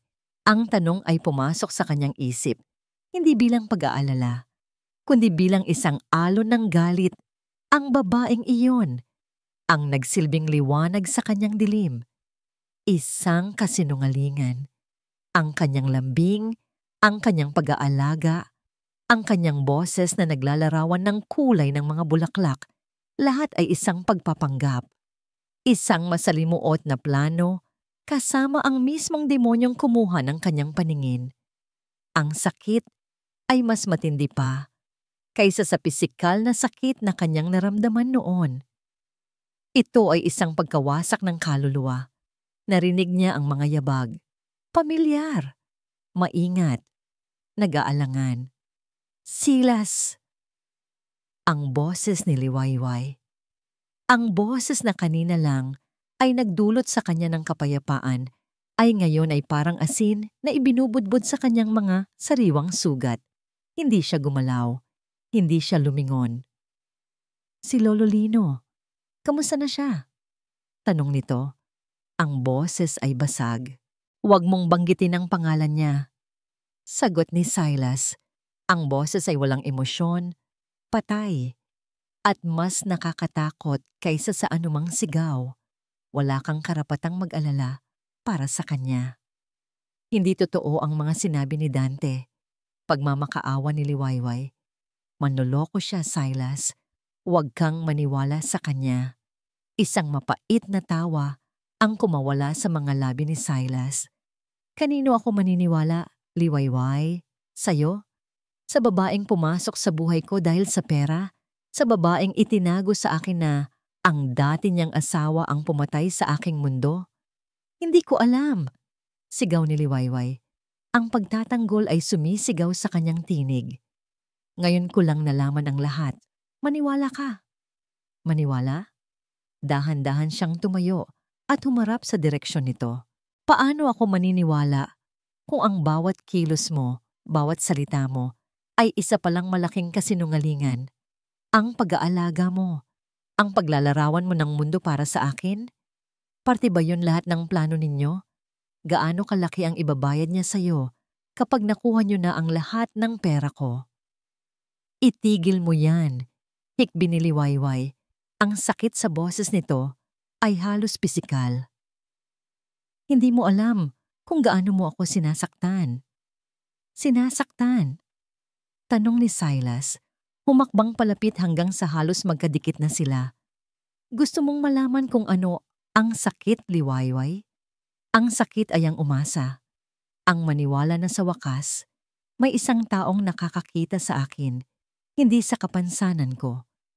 Ang sakit ay ang ibigay ang tiwala mo sa isang tao para lang malaman na ang tiwalang yon ay tinatadyakan at dinuduraan. Yan ang sakit. Hinawakan ni Liwayway ang kanyang braso. Silas, parang awa mo na. Marahas niyang inalis ang kamay nito. Umalis ka na. Hindi ako aalis. Sinabi kong umalis ka na. Ang kanyang boses ay naging isang malamig at mapanganib na bulong. Bago pa may magawa ako na pagsisisihan nating pareho. Kunin mo ang mga gamit mo at lumayas ka sa pamamahay ko. Ayoko nang marinig pa ang boses mo. Ayoko nang maamoy pa ang presensya mo.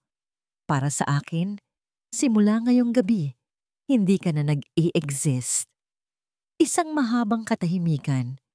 Ang tanging narinig ni Silas ay ang pigil na paghikbi ni Liwayway. Pagkatapos, narinig niya ang mga yabag nito. Mabagal sa simula. Pagkatapos ay pabilis ng pabilis, palayo sa kanya. Hanggang sa tuluyan ng maglaho sa dulo ng pasilyo.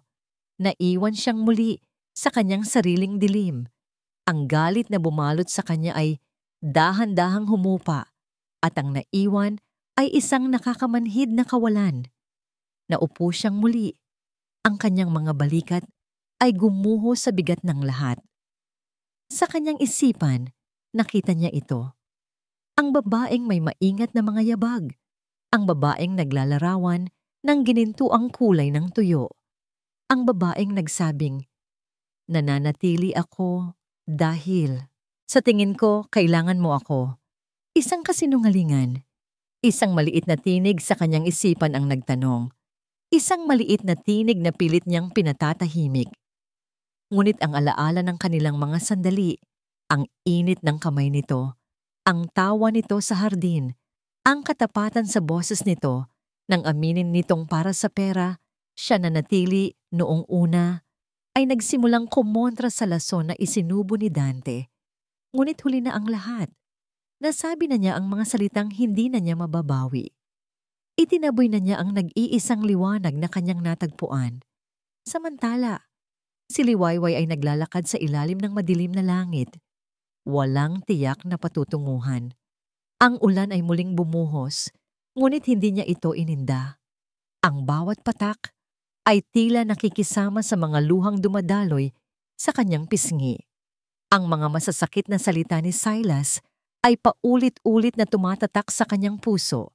Nawasak siya. Dinurog.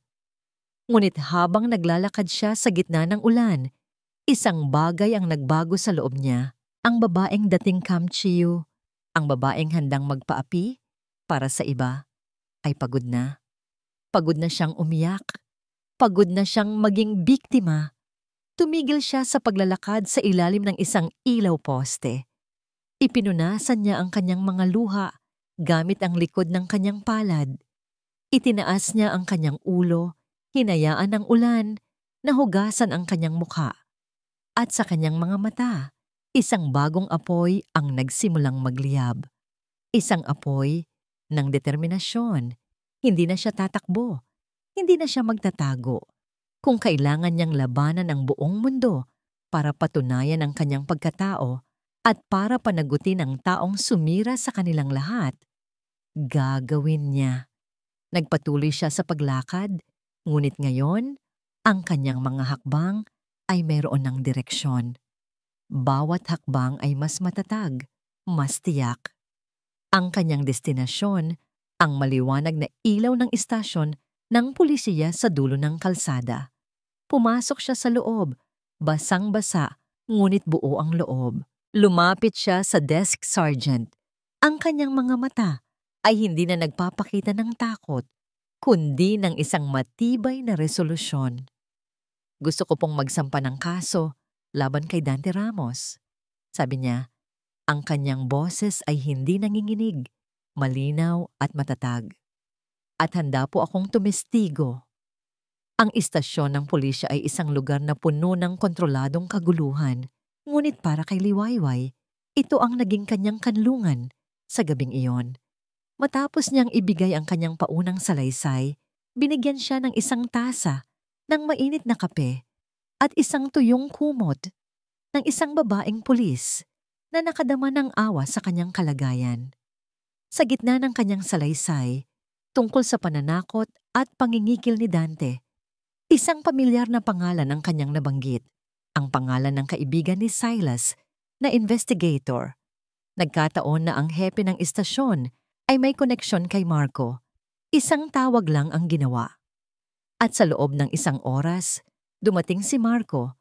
Ang kanyang mukha ay nagpapakita ng pag-aalala at profesionalismo. Miss Alcantara, Mrs. Montenegro. Pagtatama ni Marco, iniabot ang kanyang kamay. Marco po, kaibigan ni Silas, huwag po kayong mag-alala. Tutulungan ko kayo. Sa tulong ni Marco, naging mas malinaw at mas matibay ang kanyang testimonya. Ibinigay niya ang lahat ng ebidensya, ang mga text messages, ang log ng mga tawag, at ang pag-amin mismo ni Dante sa mansyon. Ngunit may isang kulang, isang matibay na saksi sa hit-and-run case noon. Matagal na naming minamanmanan yang si Dante Ramos, Liwayway, paliwanag ni Marco habang nagkakape sila sa isang maliit na opisina. Sugal, maliliit na krimen. Pero ang kaso ng aksidente ni Silas, naging malamig. Walang gustong magsalita. Ang nag-iisang witness, isang street vendor, biglang nagbago ng kwento at sinabing wala siyang nakita. Dahil tinakot siya ni Dante, sabi ni Liwayway, ang kanyang boses ay puno ng kumbiksyon. Kilala ko siya. Gagamitin niya ang takot para makuha ang gusto niya. At yan ang kailangan nating baliktarin, sabi ni Marco. Kailangan nating mahanap ang witness na yon at kumbinsihin siyang magsalita. Kinabukasan, habang hinahanap ng mga pulis si Dante na nagtatago na, sinimulan ni Liwayway at Marco ang kanilang sariling misyon. Tinunton nila ang lumang address ng street vendor, si Mang Carding. Natagpuan nila ito sa isang maliit na karinderya sa gilid ng palengke. Mas matanda na ngayon. Ang mga mata ay laging tila, may takot. Noong una, mariin itong tumanggi. Wala akong nakita. Wala akong alam. Paulit-ulit niyang sabi, hindi makatingin ng diretso sa kanila. Ngunit hindi sumuko si Liwayway. Umupo siya sa tapat nito, hindi bilang asawa ng isang milyonaryo, kundi bilang isang kapwa-biktima. Mang Carding, sabi niya, ang boses ay malumanay ngunit matatag. Ang lalaking bumangga sa kaibigan ko noon ay ang parehong lalaking sumira sa buhay ko. Araw-araw, nabubuhay ako sa takot dahil sa kanya. Alam ko po na natatakot din kayo. Pero kung mananahimik po tayong lahat, habang buhay na lang tayong matatakot. Habang buhay na siyang mananalo. May nakita si Liwayway na pagbabago sa mga mata ng matanda. Isang kislap ng konsensya. May anak po ba kayo, Mang Carding? Tanong niya. Tumango ito. Isang dalaga. Kung sa anak niyo po nangyari ang nangyari sa akin o ang nangyari kay Silas, ano po ang gagawin niyo? Tanong ni Liwayway. Gugustuhin niyo pong may isang taong tumindig para sa kanya, hindi po ba? Ang mga salitang iyon ang tuluyang bumasag sa pader na itinayo ng takot sa puso ni Mang Carding. Huminga ito ng malalim at sa wakas, tumingin kay Liwayway. Ano ang kailangan kong gawin? Samantala, sa ospital, ang krisis ay dahan-dahan nang humuhupa. Stable na ang kondisyon ni Lolo Lino. Inilipat na ito sa isang private room. Nagising ito ilang oras na ang nakalipas at ang una niyang hinanap ay hindi si Silas. Si Liwayway? Tanong ng matanda. Ang boses ay mahina at hirap. Nakatayo si Silas sa tabi ng kama. Ang kanyang muka ay guhit-guhit ng pagod at pagsisisi. Pinaalis ko po siya, Lolo. Umiling si Lolo Lino. Ang kanyang mga mata ay nagpapakita ng pagkadismaya. Isang malaking pagkakamali, Apo. Niloko niya tayo, Lolo. Kasabwat siya. Hindi! Pinutol siya ng matanda. Sinubukang bumangon. Hindi mo siya kilala. Ang ina niya, ang nag-alaga sa lola mo. Hindi ganoon ang pagpapalaki niya sa anak niya. Si Liwayway, inosente siya, Silas, at ang galit mo ang nagtulak sa kanya palayo. Ang mga salita ng kanyang lolo ay parang martilyong pumukpok sa puso ni Silas. Ang maliit na pagdududa na pilit niyang winawaksi ay lumaki. Naging isang dambuhalang halimaw ng pagsisisi. Ang mga masasakit na salitang binitiwan niya kay Liwayway ay bumalik sa kanya. Bawat isa ay isang sundang na tumatarak sa kanyang dibdib. Umalis ka. Para sa akin, hindi ka na nag-i-exist. Diyos ko, anoong nagawa ko? Bulong niya sa sarili. Hanapin mo siya, Silas. Utos ng kanyang lolo.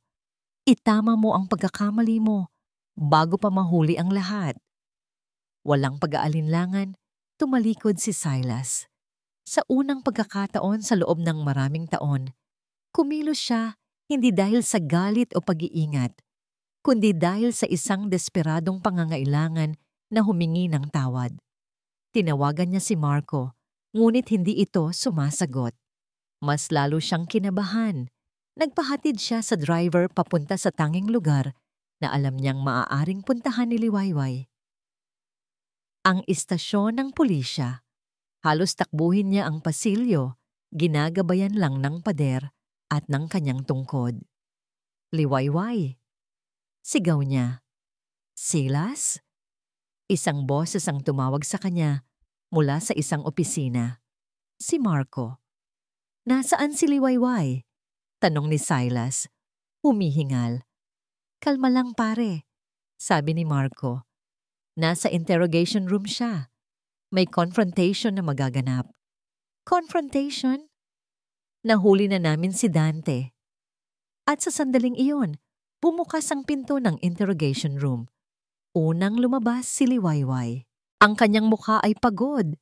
Ngunit meron itong bagong lakas. Isang bagong determinasyon na hindi pa nakikita ni Silas dati. Liwayway! Simula niya siya. Ngunit ang mga mata ni Liwayway ay hindi nakatingin sa kanya. Nakatingin ito sa taong lumabas sa likod niya. Isang lalaking nakaposas na at inaalalayan ng dalawang pulis. Si Dante Ramos. Nagkasalubong ang kanilang mga landas sa gitna ng masikip na pasilyo. Tumingin si Dante kay Liwayway, pagkatapos ay kay Silas. Isang mapanuyang namangiti ang muling sumilay sa kanyang mga labi. Habang dumadaan ito sa tabi ni Silas, bumulong ito ng may sapat na lakas para marinig nilang dalawa. Hindi pa tayo tapos. Ngunit hindi na pinansin ni Silas ang banta. Ang buong atensyon niya, ang buong pagkatao niya ay nakatuon na lamang sa babaeng nakatayo sa kanyang harapan. Ang babaeng kanyang sinaktan, itinaboy. At ngayon ay desperado niyang kailangang bawiin. Nang mawala na si Dante sa dulo ng pasilyo, isang mabigat na katahimikan ang bumalot sa pagitan nina Silas at Liwayway. Tanging na napahambamandanim. Tanging ang malayong tunog ng mga telepono at usapan sa loob ng istasyon ang maririnig. Para kay Silas, ang bawat segundong lumilipas ay isang pagpapahirap. Nakatayo sa harap niya ang babaeng kanyang dinurog sa salita. Ngunit ngayon ay nagpakita ng katapangang hindi niya inaasahan. Liwayway, sabi niyang muli. Ang kanyang boses ay halos pabulong, puno ng pagsisisi. Patawarin mo ako. Hindi agad sumagot si Liwayway. Tinitigan lang siya nito at kahit hindi niya nakikita, naramdaman niya ang pagsusuri sa mga mata nito. Tinitignan nito kung ang mga salita niya ay totoo o isa na namang pagkakamali. Ang mga sinabi ko, sa ospital, hirap siyang magsalita. Nabulag ako sa galit, sa sakit. Wala akong karapatang sabihin ang mga iyon. Ikaw ang pinakamatapang na taong kilala ko, Liwayway, at ako ang pinakadakilang gago. Isang maliit, mapait na nangiti ang naramdaman niya mula kay Liwayway. Sa wakas, may isang bagay tayong pinagkasunduan. Ang sagot na yon, kahit may bahid ng sakit, ay nagbigay kay Silas ng maliit na sinag ng pag-asa. Hindi ito galitit, hindi ito pagtataboy. Ito ay ang masakit na katotohanan. Pwede ba tayong mag-usap? Tanong ni Silas. Hindi dito. Tumango si Liwayway. Dinala sila ni Marco sa paborito nilang lugar, ang coffee shop na kanlungan. Ang lugar kung saan nagsimula ang gulo ay siya ring lugar na kanilang pinili para simulan ang paghilom. Naupo sila sa parehong mesa sa sulok. Ngayon, ang amoy ng kape ay hindi na nagpapaalala ng takot, kundi ng isang pagkakataon para magsimulang muli. Nakausap ko si Lolo, panimula ni Silas. Siya ang nagsabi sa akin ng katotohanan na mali ako. Hindi mo kasalanan, sabi ni Liwayway, nakatingin sa kanyang tasa ng kape. Kung ako man ang nasa posisyon mo, baka ganoon din ang isipin ko. Hindi, mariing sabi ni Silas. Dapat pinakinggan kita. Dapat nagtiwala ako sa iyo. Matapos kong sabihin na ikaw ang liwanag ko, ako pa mismo ang unang pumatay sa ilaw na yon. Patawad, Liwayway. Patawarin mo sana ako. Itinaas ni Liwayway ang kanyang tingin. Sa pagkakataong ito, nakita ni Silas o naramdaman sa kanyang sariling paraan ang pagod sa mga mata nito, ngunit pati na rin ang malalim na pag-unawa. Ang pagpapatawad, Silas, hindi yan basta ibinibigay, sabi nito. Pinaghihirapan yan, at sa ngayon, pareho tayong pagod. Ang mga salitang yon ay tumagos sa puso ni Silas. Hindi ito isang oo, pero hindi rin ito isang hindi. Ito ay isang paanyaya para patunayan ang kanyang sarili. At iyon ay sapat na para sa kanya. Kinabukasan, may ginawa si Silas na matagal na niyang dapat ginawa. Ginamit niya ang isang bahagi ng kanyang kayamanan hindi para sa sarili niya, kundi para sa iba. Lihim niyang inayos ang lahat. Pinuntahan niya ang ospital kung saan naroon ang ina ni Liwayway at binayaran ang lahat ng natitirang bayarin nito. Nakipag-usap siya sa mga pinakamagagaling na doktor para siguruhing ang nanay ni Liwayway ay makakatanggap ng pinakamahusay na pangangalaga. Pagkatapos, ginawa niya ang isang bagay na mas mahirap pa. Nagpunta siya sa Baryo Tala. Kasama si Liwayway na nagulat sa kanyang desisyon. Pumasok sila sa maliit, ngunit malinis na bahay kung saan nakatira ang ina nito.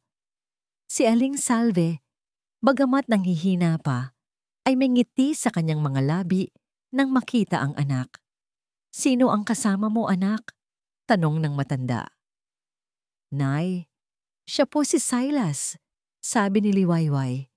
Lumapit si Silas at magalang na kinuha ang kamay ng matanda para magmano. Magandang araw po. Silas Montenegro, sabi ni Aling Salve, isang ngiti ng pagkilala ang sumilay sa kanyang mukha. Alam mo ba, iho, ang lola mo, si Elena, ay napakabait na tao. Ikinukwento ka pa niya sa akin noon. Sabi niya, ikaw daw ang kanyang pinakamahal na apo. Naramdaman ni Silas ang pagbara sa kanyang lalamunan. Ang connection na sinabi sa kanya ni Lolo Lino ay naging mas totoo pa. Sa pag-uusap nilang yon, naramdaman ni Silas ang kapayapaan. Sa piling ng dalawang babaeng ito, ang kanyang kayamanan at kapansanan ay tila nawalan ng saysay. Siya ay si Silas lang, ang apo ni Elena. At sa tabi niya ay si Liwayway, ang anak ni Salve. Sa biyahe pabalik habang tahimik silang nakaupo sa loob ng sasakyan, si Silas ang unang bumasag sa katahimikan. May desisyon akong ginawa, Liwayway, sabi niya. Nilingon siya nito. Magpapa-opera ako. Narinig niya ang biglaang pagtigil nito sa paghinga. Sigurado ka na ba dyan? Sabi ng mga doktor. Delikado raw. Delikado, pero may pag-asa. Pagputol niya. Noon, ayoko. Dahil natatakot ako. Natatakot akong umasa at mabigo ulit. Natatakot akong makita ulit ang mundo. At baka mas masakit pa kaysa sa hindi makakita. Pero nagbago na ang isip ko. Humarap siya sa direksyon nito. Ang kanyang puso ay nasa kanyang mga salita.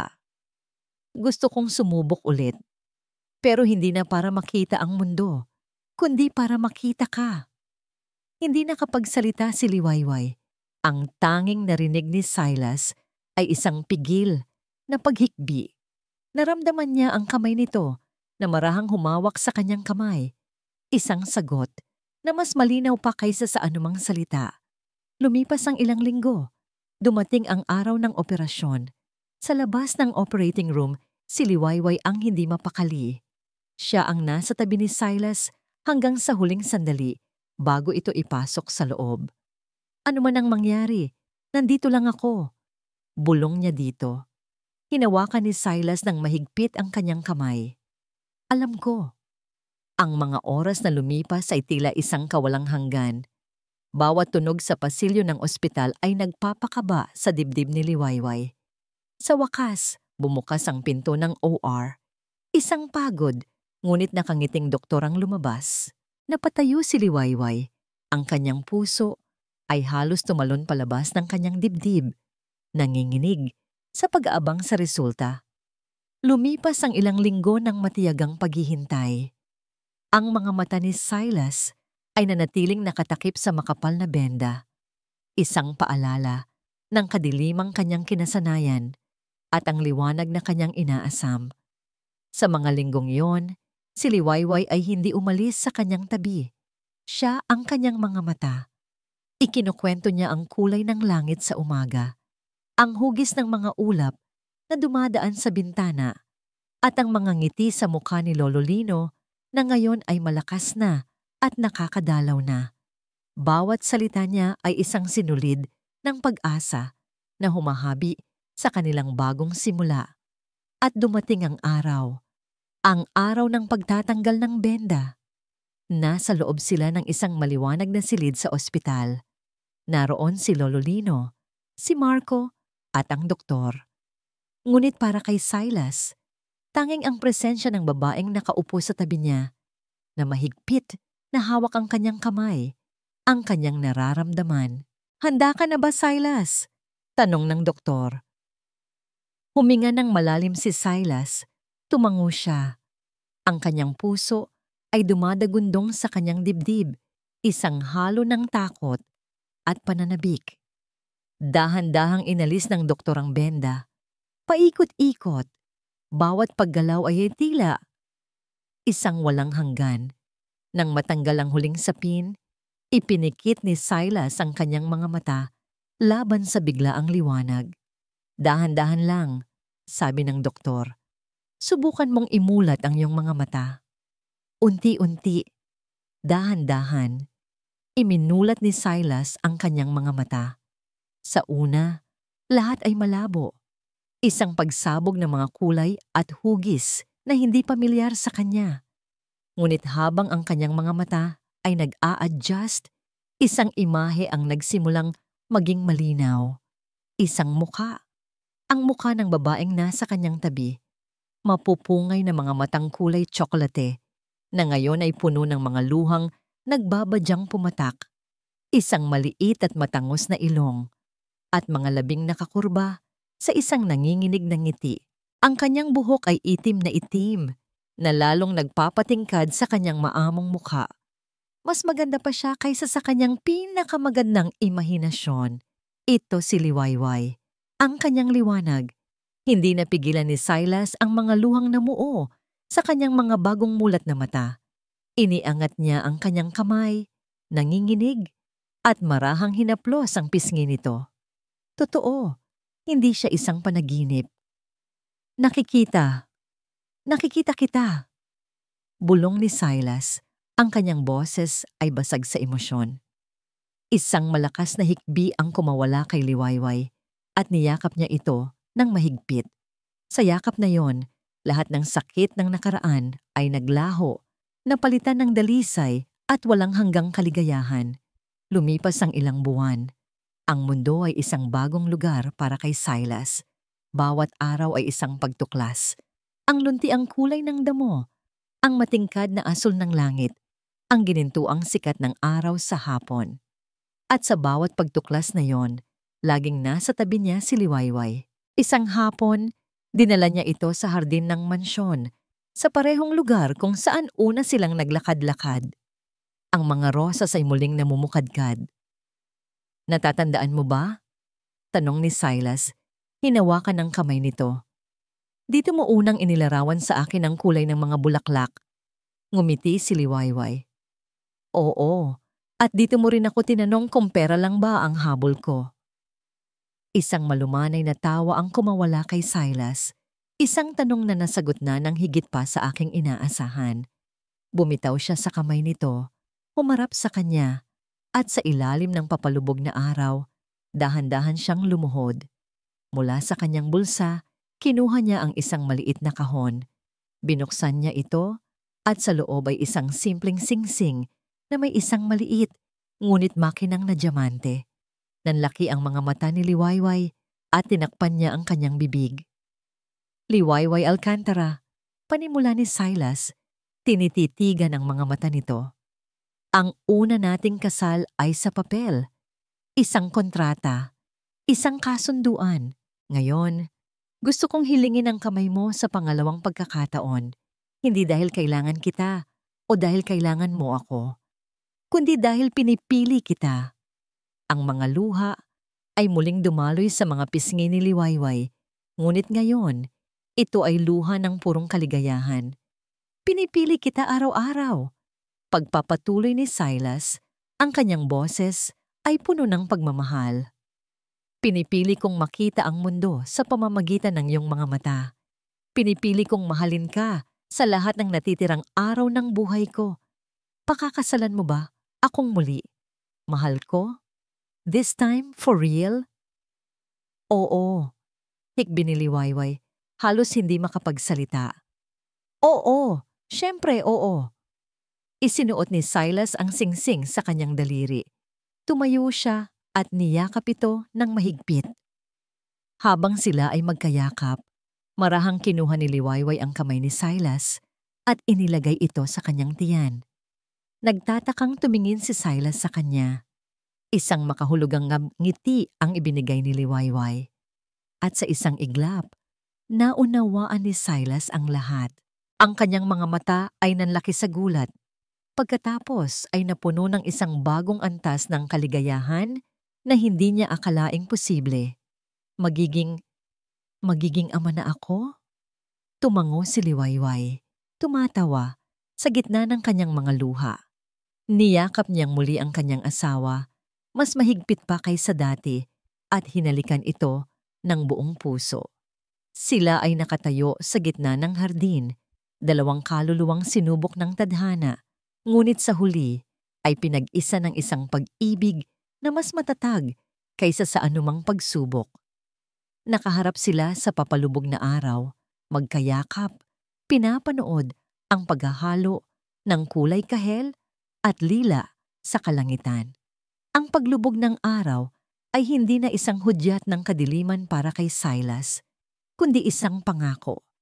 Isang pangako na pagkatapos ng bawat gabi, kahit gaano pa ito kadilim, laging may sisikat na bagong umaga. Isang bagong liwayway. Handa ka na ba para sa bagong umaga, mahal ko? Tanong ni Silas. Sumandal si Liwayway sa kanyang dibdib. Ang puso ay puno ng kapayapaan. Hanggat kasama kita. At dito nagtatapos ang kwento ng pag-ibig at bagong umaga ni na Silas at Liwayway. Mula sa kaibuturan ng aking puso, isang taos-pusong pasasalamat sa inyo, mga minamahal naming tagapakinig, sa inyong walang sawang pagsama sa amin sa bawat kabanata ng kanilang paglalakbay. Habang isinusulat ko ang kanilang kwento, kasama ninyo akong kinilig, umiyak, nasaktan, at muling umasa para sa kanila. Naging isang paalala ito sa akin na ang buhay ay puno ng mga pagsubok, mga kadilimang hindi nating inaasahan.